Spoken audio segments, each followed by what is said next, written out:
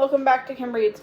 Hey, so a couple weeks ago, I read Sleeping Beauty from Sleeping Beauty and other stories because it was National Fairy Tale Day. Okay, so I want to read you the rest of the stories.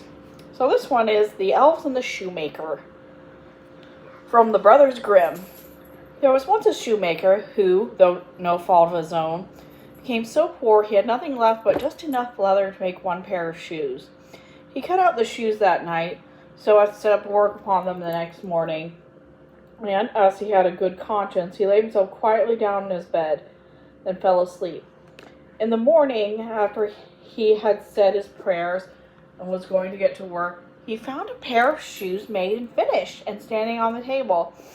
He was very much astonished, and he could not tell what to think, and he took the shoes in his hand to examine them more clearly. They were so well made that every stitch was in the right place, just as they had come from the hand of a master workman.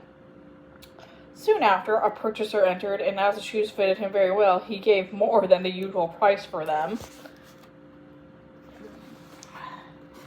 so that the shoemaker had enough money to buy leather for 2 more pairs of shoes.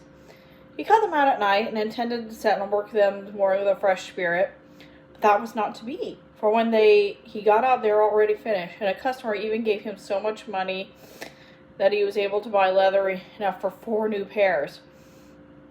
Early next morning, he found 4 pairs also finished.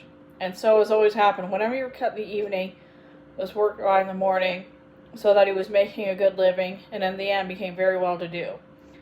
One night, not long before Christmas, when the shoemaker had finished cutting out, before he went to bed, he said to his wife, "How would it be if we were to sit up tonight and see who is it that does us service?"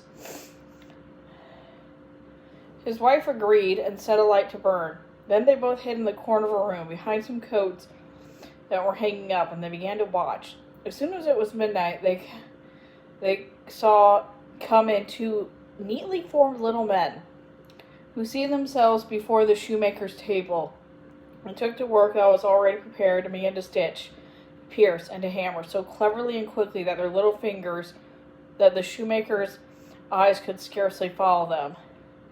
So full of wonder was he, and they never left off anything until everything was finished and was standing ready on the table, and then they jumped off and ran off. The next morning, the shoemaker's wife said to her husband, "Those little men made us rich, and we ought to show ourselves grateful. With their running about and having little to cover them, they must be very cold. I'll tell you what, I will make little shirts, coats, waistcoats, and breeches for them, and knit each pair of them a pair of stockings. You shall make them a pair of shoes." The husband consented willingly, and at night, when everyone was finished, they laid out their gifts together on the table instead of the cut-out works, and placed them so they could observe how the little men would behave. When midnight came, they rushed in, ready to set to work, but when they found instead of the pieces of prepared leather, the neatly garment ready for them, they stood a moment of surprise, and then they showed the greatest delight. With great swiftness, they took up the pretty garments and slipped them on, singing, "What spruce and dandy boys are we, no longer cobblers we will be." And then they hopped and danced about, jumping over the chairs and tables, and last they danced out the door. From that time they were never seen again, but it was always well with the shoemaker as long as he lived, and whatever he took in hand prospered.